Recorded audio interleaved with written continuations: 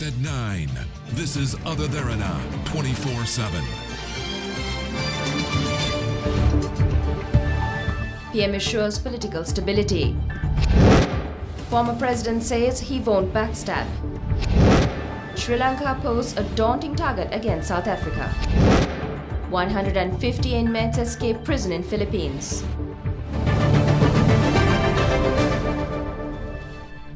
Hello there, very good evening. I'm Harshini Ranasinghe and this is news at 9 on Other Derana 24/7. Let's begin with the local news. Prime Minister Ranil Wickremesinghe stresses that there is no political uncertainty within the country. He claimed that the government remains strong, although certain quarters are attempting to obstruct development. He made these comments while presenting the government's economic development plan, A Powerful Sri Lanka. The government's National Development Plan aims at national progress, individual prosperity. 2 economic corridors and 1 secondary corridor will be created under the program. Spent last year, we have 2 major issues. Last year went on the first one, that is our high national debt and the low national revenues. We talked to the IMF, we come with a stabilization program which we have to hold for the next few years. Second issue, which is connected to the economy, to job creation and income increase, is that of the balance of payment crisis. Our earnings, export earnings are insufficient to cover import requirements. So the only way out for us to go and develop ourselves, to develop Sri Lanka as an export-oriented economy, geared also at the same time for fast growth. So fast growth, export-oriented economy aiming at job creation and income increase. And also, sir, there is some of the critics to the government, especially the economic policy, states that it is the government inconsistent economic policy, as well as some of the political rhetoric within the government has hindered the investment coming in. How do you respond to these critics? Investments are coming in. As we said, this is the year we are going to get the investments in. This will be the forerunner of our investment framework, and people will come in after that. Meanwhile, the Prime Minister responded to questions raised about allegations levelled against the government regarding land given to Chinese investors. Our former President Mahinda Rajapaksa, who expected the premiership, is now battling to save his parliament members. Our development projects begin in the Hambantota and Kurunegala districts. The factories come up there and development takes place there. What is to be said at the elections? People ask him why he couldn't do this when he was president. Nothing is given on outright basis. It was only the port city given on outright basis, but we took that back. We give at a maximum of 99-year lease. The Premier also refuted allegations of political uncertainty within the country. Investments are coming in. As we said, this is the year we are going to get the investments in. This will be the forerunner of our investment framework, and people will come in after that. I agree, and the Economic Committee agrees. That's there. Many times such differences come out in the open. I say we are 2 large parties, man. You can't expect all of us to be putting our hands up for the same thing. We are looking at the next election. While we are trying to serve the country for this election. Coalitions are not easy. Single party governments are not easy. Coalition are we are keeping it going. In reaction to Premier Wickremesinghe, who said that former President Mahinda Rajapaksa can do whatever he likes during his absence, the former president says that he is not a person who backstabs. The former president made this comment addressing media at his office in Batharamulla today. එතුමාට ගිහිල්ලා එන්න පුළුවන් කිසි කරදරයක් නැහැ. මොකද මම පස්සෙන් ඉඳන් පීයෙන් අනින්නේ නැහැ. එතුමා මේ නැති වෙලාවට එහෙම තත්ත්වයක් ඇති කරන්නේ නැහැ. එතුමා මෙහි ඉන්න වෙලාවෙම තමයි ඔක පෙල්ලෙන්නේ. 2000 ඉවරණයක් පාර්ලිමේන්තු මැතිවරණයක් තියෙනවා. එතකොට දැන් අනතා බලාපොරොත්තු ප්‍රජාතන්ත්‍රවාදී ක්‍රමයට නැතුව මේ නෑ ප්‍රජාතන්ත්‍රවාදී ක්‍රමයටම තමයි පෙල්ලෙන්නේ. බලාගෙන ඉන්නකො ඉතින්. ඒ කියන්නේ පාර්ලිමේන්තුවේ ඔළුගෙඩි හුමාරුවක්ද මේකෙත් වෙන්නේ? ඒකයි ඉතින් අපි බලමු. දැන් ඒක දැනට මාස් වෙලා නේ එක ගැඩොලක් ගැලවිලා තා ගැඩොල් කීයක් ගැලවෙයිද? පරායි දුසුමත් සංක්‍රමණ ඉවර අරන් තියෙනවා. රජ කාලේ තමයි හැදුවේ. අපි හදනවා ජනාධිපතිතුමා විවෘත කරනවා අගමැතිතුමා විකුණනවා. Volkswagen company ඊයේ මුල්ගල තිබ්බා ජනාධිපතිතුමාට කතාවක් දැක්කේ නැහැ. ඒකෙන්ම බේනවා විශ්වාසයක් නැතිනවා. මේක ෆොක්ස්වැගන් කියලා විශ්වාසයක් නැතිකම. මේ ආවේ ඇත්ත වොක්ස්වැගන් මේකේ හදලා අපිට දෙයිද පිටරට වයිද මොකද්ද වෙන්නේ යන්නේ? මේ ලංකාවේ මිනිසුන්ට දෙන්න එක කාර් එකක් පිටරට යවා ගන්න බෑ. මොකක් හරි කොහෙන් හරි කබල් වාහනයක් මෙතන ඇසෙම්බල් කරයි. හදන්නේ නැහැ. මේ දැනට මේ වගේ ෆැක්ටරි ගොඩක් තියෙනවා ලංකාවේ. කෑලි කපලා ගෙනල්ලා එක පාස් කරනවා. ඒ වගේ වැඩ. හොරකමක් නීත්‍යානුකූලව කරන්න පුළුවන්. And tonight in the studios, we have Dr. Eran Vikramaratne, Deputy Minister of Public Enterprise Development. Good evening, Dr. Vikramaratne. And to start off, I'd like to ask, now the Prime Minister unveiled a government economic plan, and which seems to be quite ambitious. So what is the strategy we have in place to attract these investments to the country? Thank you for inviting me. Pardon me for correcting you. I'm not doctor. I'm Eran Vikramaratne. But I might say that we have a very clear plan. We inherited a government which had twin deficits, a current account deficit, and we also had a budget deficit. We had very high debt, and our first 2 years have taken in a stabilization program. We have stabilized the economy, and now we are seeing the benefits of it. Yesterday we opened a car assembly plant in Kurunagala. We opened a fabric park in Giriola. Tomorrow we are doing an opening of a new investment in Koggala, and the list will continue to grow. So our economic plan, we have a short-term plan which is to 2020, and then a more mid-term plan going into 2030. This economic plan is based on exports, as the Prime Minister has already talked about. The exports require connectivity, and the connectivity comes through the Colombo harbour mainly, and then through the harbour, the new harbour that has been built in the south in Hambantota. And we are wanting to expand it by creating a container terminal there, and we are going into a partnership on that. Around that, we are also going to build free trade zones. We have zones already in Katunayaka, in Biyagama, in Sitawaka, and in Koggala. It is under UNP governments that these zones have been created. There have been 20 years of opposition government which hasn't created a single zone. We are now going to create a Hambantota zone, Ambilipitia zone, and then we are creating a zone in Vaunia and also one in the Kalutara district. 4 zones. The first zone in Hambantota is about to take off very, very soon. We are hoping to create at least 20,000 jobs in the first phase of that zone. These investments are not just plans, they are already being rolled out. That is why there is a pushback. I was very sorry to hear the comments by the former president, which was so negative, right, when we are trying to actually create jobs and opportunity for the people in this country. We have argued too long. It's about jobs, it's about development, and we are still playing politics with it. We are creating an investment environment. This country needs foreign investment. In 1995, Sri Lanka exported only $2.5 billion. Vietnam exported $5 billion in 1995. Today, Sri Lanka exports about $10 billion.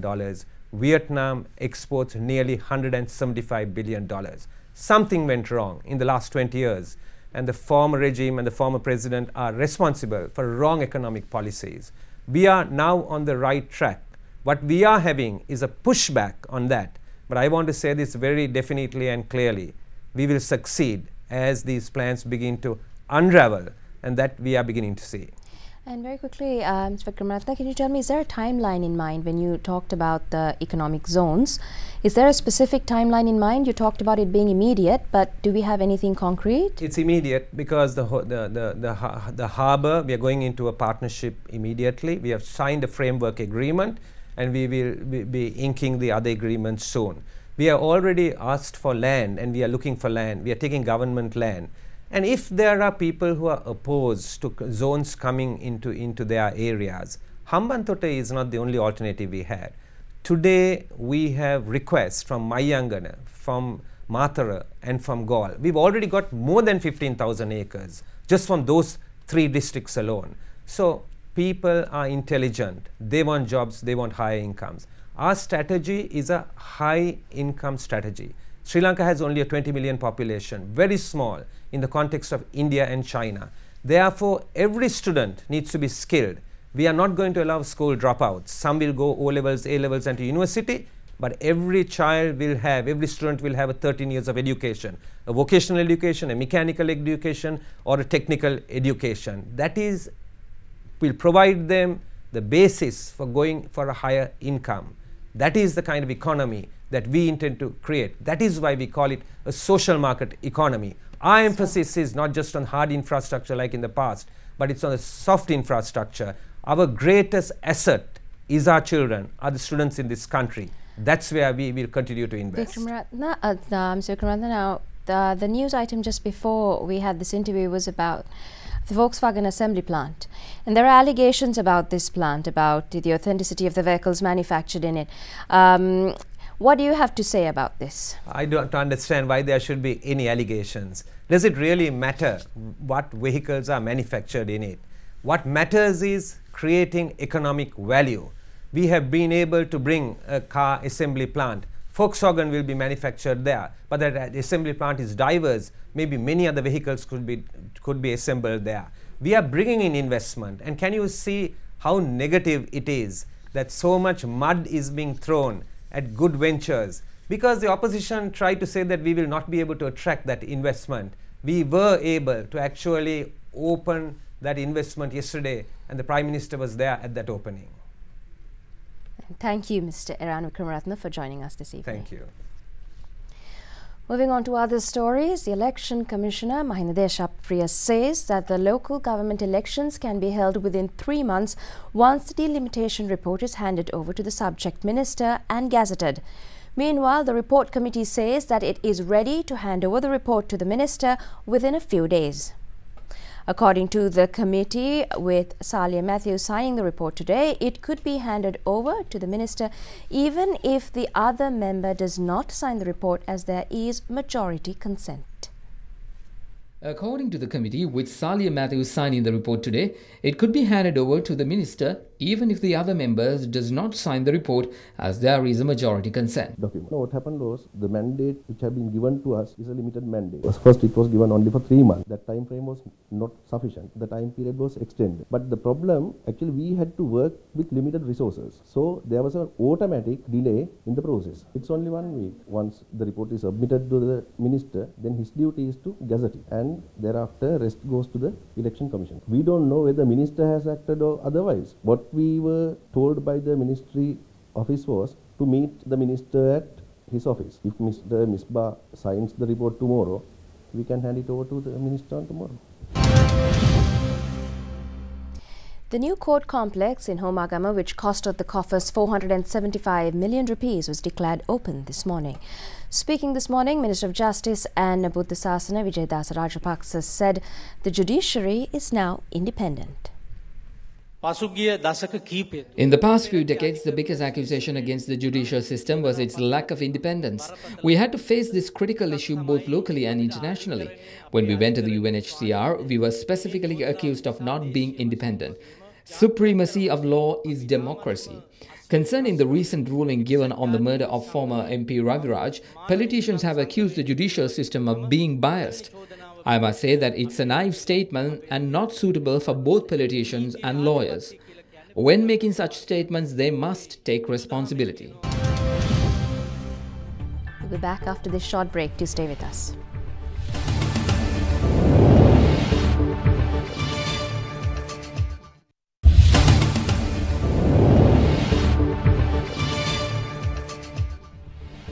Welcome back. Joint opposition has lodged a complaint in the Bribery Commission regarding the Public-Private Partnership Framework Agreement signed between the government and China Management Ports Holding Company regarding the management of the Hambantota port. Convening a media briefing, joint opposition parliamentarians claimed the financial fraud caused a loss of 330 billion rupees to the state. Broad daylight robbery that is being carried out, particularly by the Prime Minister and the Minister concerned, Honorable Malik Samaravikram. But with regard to this complaint, every detail, every section that is relevant to that complaint is supported by documents. And these documents will be handing it over to the Bribery Commission within the next half an hour or so. Public-private partnership was something that was accepted, but not going on 99-year lease and a renewal clause with a 99-year lease. A. B. The subsidiaries of the port have very clearly made their observations and observations were amounting to do away with this agreement, not to sign this agreement. And that was the advice given by from AG's department downwards. In spite of all that, I think Prime Minister has taken the lead, bypassing the cabinet, bypassing the minister or the subject minister, misleading the parliament. All has been violated. No tenders have been called. It is just by calling individuals that they have made this transaction. Minister of Development Strategies and International Trade Malik Samaravikrama, Prime Minister's advisor R. Prakasalingam, Secretary to the Ministry of Ports, Shipping and Aviation LP Jayampathi were named by the joint opposition as respondents in the complaint. The parliamentarians also submitted a complaint to the Criminal Investigation Department after submitting the complaint to the Bribery Commission. Cabinet Minister Rajitha Senaratne states that the government will not suspend the Hambantota port agreement. He made this statement addressing a media briefing in Colombo today.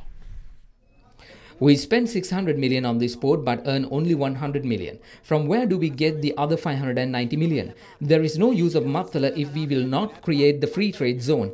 There is no use of the port without the oil complex. These are white elephants. Now they ask us not to do these programs. We are not trying to take this to China. Mahinda Rajapaksa made no chole disregarding what his people said. He got the STF and other forces to build it. That is a good tradition. If they ask us for 25,000 acres, that should be given. Prime Minister Ranil Wickremesinghe opened the solar power system established at the United National Party headquarters, Sirikotha. The solar power system was set up in cooperation with a private company.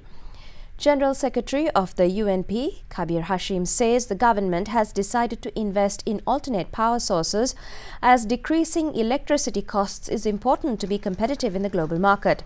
He said it is vital to explore alternate power sources like solar.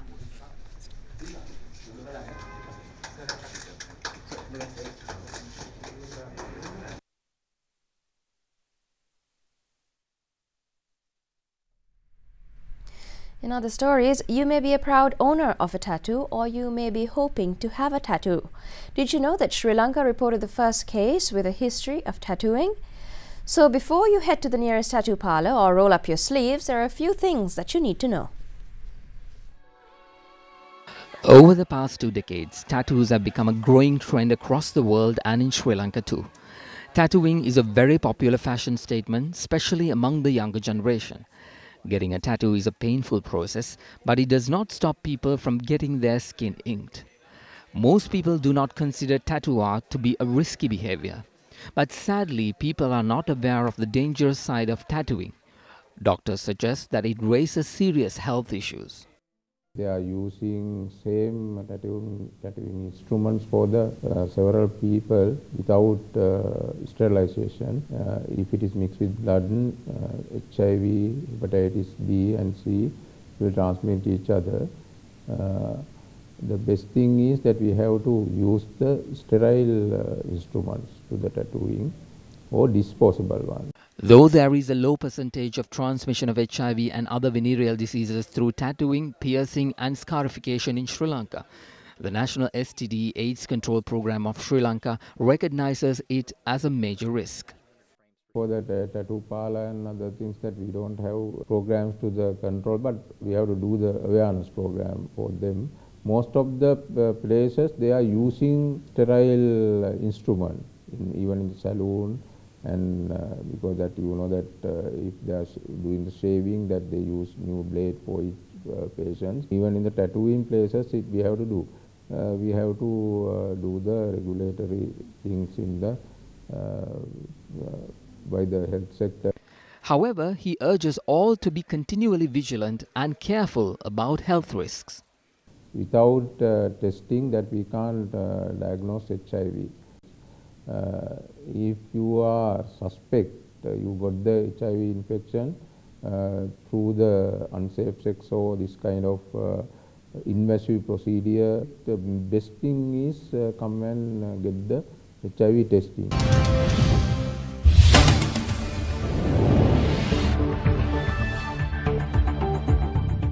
Time now to take a look at the stock update. The Colombo Stock Exchange, bringing you the market update.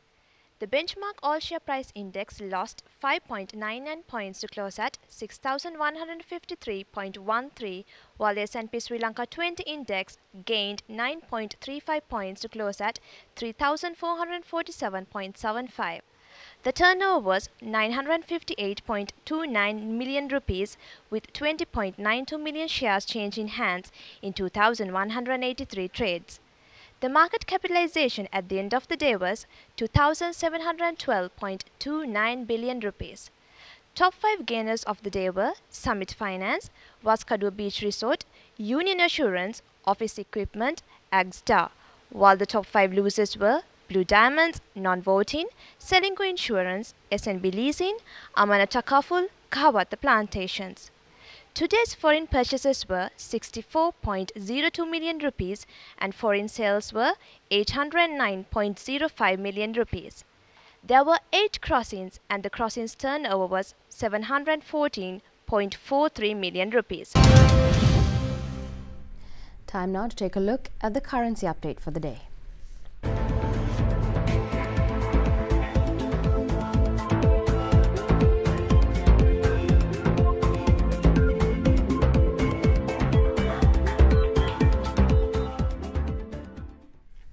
We now had Dimantha Matthew from First Capital Holdings to give us the dealing room update. The government securities market was on a volatile note during the past 1 week. The mid-term bond yields saw a marginal dip of around 10 basis points following the last week's bond auction. However, it was short-lived as the rates moved back up early this week. The money supply saw a sudden jump of around 121 billion rupees yesterday from about 35 billion rupees last Wednesday, adding to the uncertainty in the current market conditions. However, it has resulted in a jump in activity and turnover levels in the bond market over the last 2 days. Uncertain environment and volatility in the interest rates is having a negative impact in the equity market as well, as we saw significant declines in the SPI over the last week, as the SPI recorded a 8-month low as at yesterday. Both the equity and bond markets continued to see net foreign outflows continuously over the past week. We'll be back with more news after this break.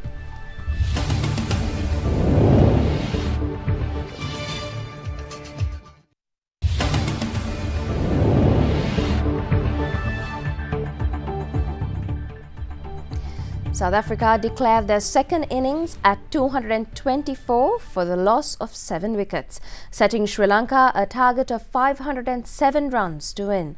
A short while ago, Sri Lanka for the loss of wickets in the third day on the second test against South Africans underway at Newlands, Cape Town.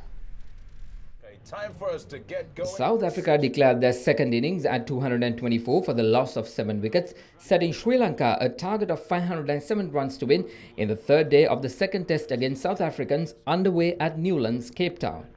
South Africa restricted Sri Lanka for a mere 110 all out in the first innings in reply to South Africa's 392. South Africa batting in their second innings scored 224 runs for the loss of 7 wickets. Dean Elgar with 55 runs and Faf du Plessis with 41 runs were the chief scorer in their second innings. Surangal Akmal with 4 wickets for 69 was the pick of the bowlers for Sri Lanka. Lahiru Kumara and Rangan Herath also claimed a wicket each. Pick up 7 South African wickets. Don't take the attention off yourself, young man, you deserve it. Pakistanis were 126 runs for the loss of 2 wickets at the close of play on day 2 of the third test against Australia, being played at the Sydney Cricket Grounds today. Resuming at 365 for 3, the Aussies extended their score to a mammoth 538 runs before declaring their first innings for the loss of 8 wickets. Pakistan now trailed the Aussies by 412 runs with 8 wickets in hand. Opener Matt Renshaw and David Warner scored 184 and 113 runs respectively, putting up a partnership of 151 runs for the first wicket yesterday. Peter Hanscombe scored a century on day 2 before being dismissed today at 110 runs. Pakistan took the crease for their first innings just before tea. Josh Hazlewood removed debutant opener Shahjil Khan for 4 runs and followed by dismissing Babar Assam for a duck when the total Pakistani score was at 6. However, Azhar Ali and Yunus Khan were able to remain unbeaten at the close of play. Azhar Ali made a patient 58 runs while Yunus Khan remained at 64 runs with an unfinished partnership of 120 runs for the third wicket. The cover drive, so anything just over pitched, he's been able to punish. The Singer Cup Under-19 inter-school cricket match concluded over the weekend between Ananda College, Colombo and Lumbini Vidyalaya in a tame draw. The highlight of the match was Lumbini's Vimukti Kulathunga claiming 8 wickets. Lumbini Mahavidyalaya hosted Ananda College, Colombo at the course ground Havelock Park. Ananda College in their first innings scored 130 runs. In reply, Lumbini Mahavidyalaya scored 155 all out. Lumbini's Tanuka Dabre scored 66 runs. Shamika Gunasekara picked 3 wickets for Lumbini. In their second innings, Ananda scored 161 runs. Supun Baraguda scored 58 for Ananda College during their second innings. Lumbini's Vimukti Kulathunga picked 8 wickets. Lumbini's Vimukti Kulathunga picked 8 wickets for 67 runs. I'll be back after this short break.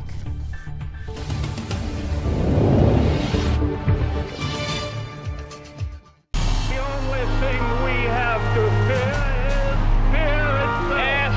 Ask not what your country Mr. Gorbachev, tear down this wall. We will make America safe again.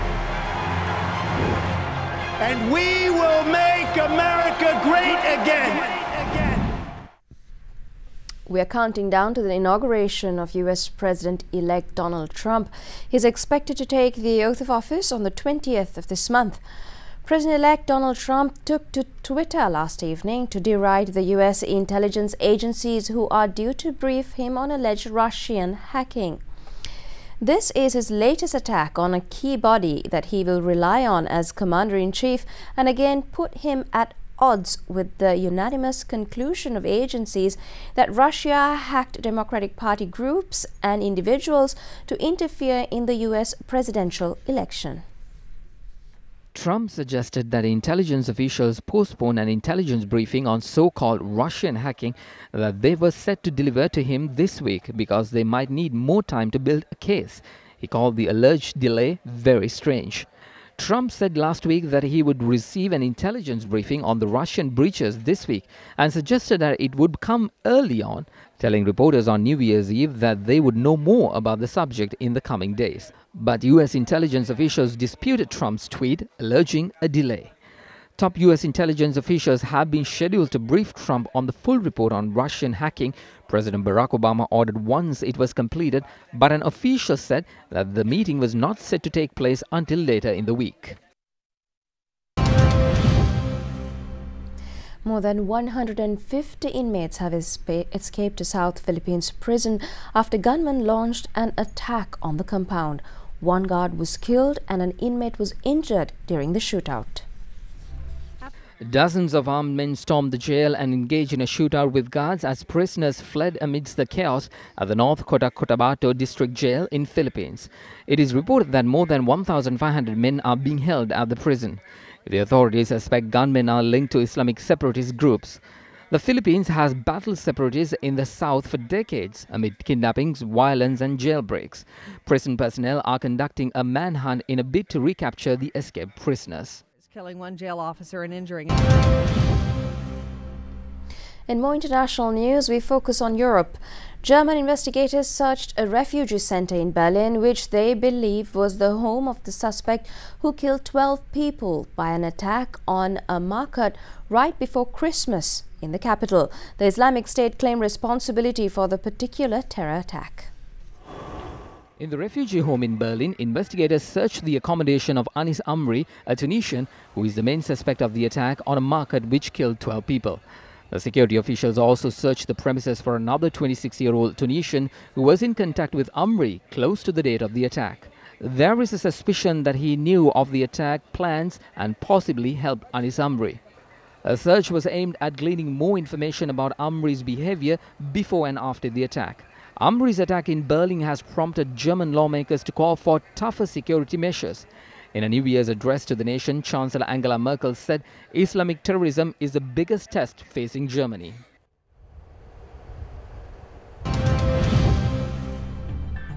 With that, we wrap up the news for tonight. Thank you for joining us. Good night.